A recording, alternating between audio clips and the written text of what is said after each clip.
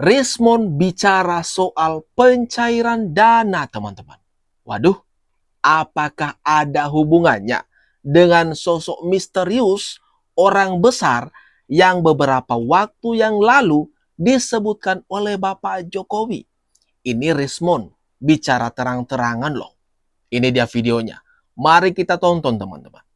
Kalau nanti penyandang dananya yang tadi kita ngomong-ngomong, itu cair, kan kita langsung sebulan ke Cirebon. Terjun langsung investigasi lapangan, kita tuliskan dalam dokumentasi, baik video maupun tulisan. Waduh, apakah Rismond sedang blunder, teman-teman? Atau gimana? Bisa-bisanya dia ngaku sendiri kalau ada penyandang dana. Dan mereka-mereka sedang menunggu momen tersebut. Kapan dicairkan uang tersebut? Apakah kegaduhan selama ini disebabkan oleh dana yang ditunggu-tunggu oleh Rismond dan kawan-kawan? Atau gimana? Menurut penafsiran kalian, teman-teman. Kita kan sudah menonton tadi pernyataan langsung dari Rismond. Sebulan lalu saya beli mobil di sana. Mobil itu tahun 2014. VW Beetle. Tapi di framing oleh Sira keluaran terbaru. Waduh. Setelah dari Solo itu kan jahat menginisiasikan orang seolah-olah pulang dari Solo bawa duit banyak terus beli mobil itu. Ya, itu foya-foya terus. Itu kan jahat orang kayak begitu. Saya kirim, Roy, ini BPKB punya aku. Pertanyaannya, dari mana lu mau pakai jagoan internet bisa korek-korek BPKB orang? Ya nggak bisa lah. Kalau nggak orang itu sendiri yang ngasih tahu. Jadi yang dipamerin dia saya dapat ini. Itu dari saya. Tapi diputer-puter, oh ada orang dalam. Wah. Orang dalam mana? Kan dia ngomong begitu di beberapa tempat. Orang tuh boleh salah, boleh. Namanya manusia. Tapi yang nggak boleh itu orang tuh berbohong. Betul. Kan bohong tuh anak itu. Jadi kalau sekali berbohong, nggak boleh lagi dijadikan persaksian tuh nggak boleh. Batal demi hukum orang kayak begitu. Dan saya tidak mau terjebak bertikai dalam soal yang begitu. Saya nggak mau diundang ke TV itu, nggak mau saya. Bukan so jago, tapi ngapain gitu. Orang bilang apalagi levelnya lawan kutu kupret gitu. Waduh. Egy Sujana, teman-teman, membongkar kebobrokan daripada Roy Suryo. Yang selama ini mengaku sok hebat, sok jago, sok IT. Tapi ternyata, ini dia faktanya, seperti mobil. Nah, pertama tadi yang dibahas oleh Bang Egy Sujana, soal mobil dari Bang Egy yang tahun 2014 yang lalu. Tapi di framing oleh Roy Suryo, itu seolah-olah dia dapat sehabis Egy Sujana ini sowan dari Solo. Waduh, parah dia. Kemudian ngaku-ngaku bisa mengakses BPKB daripada mobil Bang Egy Sujana. Yang ternyata ini diungkap Bang Egy sendiri yang memberikan foto info dari BPKB mobilnya tersebut. Bukan karena kehebatan Roy Suryo. Waduh, ini gimana nih teman-teman? Menurut pendapat kalian, tuliskan di kolom komentar di bawah. Lanjut videonya. Ini apa maksudnya, Bang Roy? Anda bicara atas nama membela UGM sekarang. Itu legal standingnya apa? Saya tidak membela UGM. Ya udah. Kalau enggak ya nggak ada legal standing. Tahan dulu. Omon-omon aja. Ketawain aja kayak semuanya aja. Silakan Bung Ade. Bung Ade silakan lanjutkan. Bung Ade tahan dulu. Ya. Tidak memiliki legal standing mewakili UGM karena Anda mantan mahasiswa UGM. Betul. Anda bukan dari lembaga. Iya, Betul. saya alumni UGM. Bung Roy Jelas S1 dan nama saya disebut. Nama saya disebut dalam itu udah satu-satunya orang yang Oke, biar diskusi terarah dulu. Ya. Oke. Ini Oke. marah-marah bukan Tahan dulu. Makanya tahan dulu Bung Roy. Kita kasih kesempatan Bung Ade. Mau dijelaskan nggak? Silakan Bung Ade. Gak usah jelasin, nggak ada gunanya. Bung Ade, saya kasih kesempatan legal standingnya. Saya moderatorin. Oke, Bung Ade silakan. dengerin penjelasan yang Oke, omon-omon. Bung Ade, Warung kopi ini jelasin aja. Kita menyampaikan. Kenapa ada ketakutan Mas Roy di sini?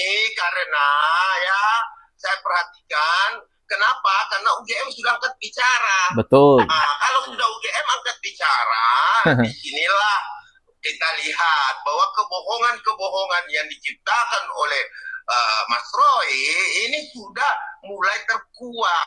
Waduh, Roy Suryo merasa dirinya punya legal standing. Orang lain gak punya. Dia dan kubunya doang yang punya legal standing untuk meneliti, untuk mengkorek-korek ijazah Bapak Jokowi. Padahal Roy Suryo sendiri nih tidak punya legal standing. Karena mereka tidak dirugikan atas apapun soal ijazah Bapak Jokowi ini. Semisal pun ini kejadiannya ijazah yang dipunyai oleh Bapak Jokowi bermasalah, yang dirugikan kan pihak UGM. Harusnya yang menuntut, yang mempermasalahkan hal ini adalah UGM sendiri. Tetapi apa yang terjadi teman-teman? UGM malah mendukung, mengonfirmasi bahwa memang Bapak Jokowi lulusan di sana. Enggak mempermasalahkan.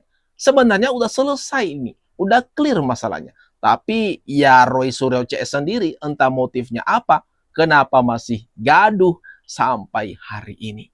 Roy dan kawan-kawan bilang, oh untuk rakyat Indonesia, untuk mengungkap kebenaran keadilan masyarakat gitu loh. Ya. Pertanyaannya kan di masyarakat itu masyarakat yang mana gitu. Nggak betul. semua masyarakat mendukung langkah-langkah yang dilakukan oleh Bung Roy. Jelas. Pertanyaan saya, Bung Roy melakukan penelitian, katanya penelitian dan kajian.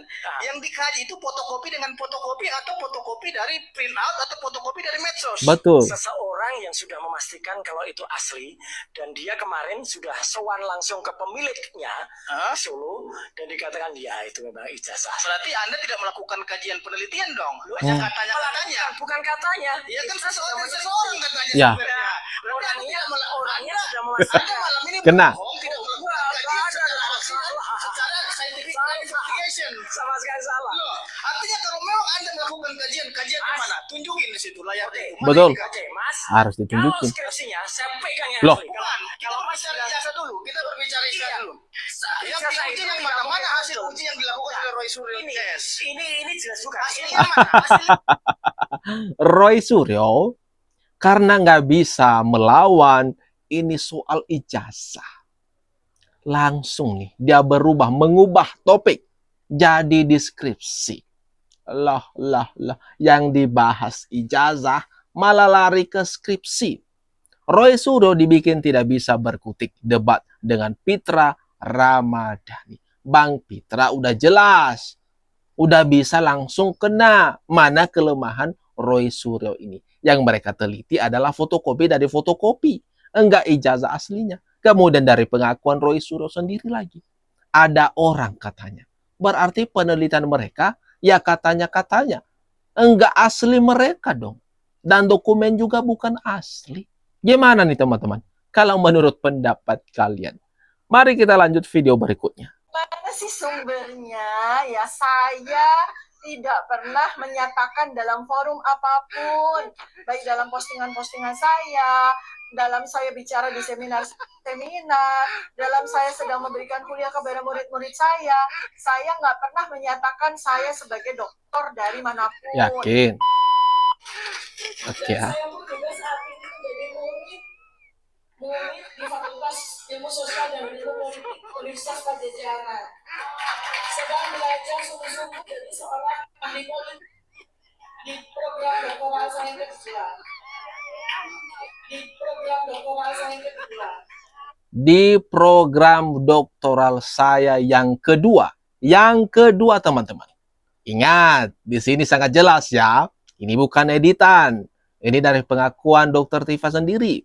Ini katanya dia melakukan sedang menempuh pendidikan doktoral yang kedua. Berarti sudah punya gelar doktor sebelumnya dong. Ya kan? Kalau kita memaknainya. Atau gimana nih? Kalau menurut pendapat teman-teman, silakan komen di bawah ini. Kita membicarakan soal pendidikan ini. Mulai dari dasar, menengah, sampai tingkat tinggi. Di negeri ini. Jangan lupa, kita tidak pernah menyinggung undang-undangnya. Kali ini saya akan sampaikan undang-undangnya. Bahwa sesungguhnya, undang-undang mengenai sistem pendidikan dasar, menengah, sampai tingkat tinggi, itu sanksi pidananya berat loh.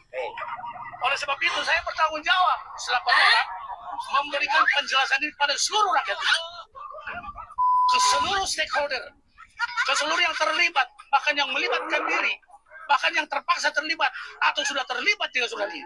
Waduh, ini Rismon langsung tertekan kalau mendengar ini teman-teman. Ini gimana nih menurut kalian? Komen-komen di bawah.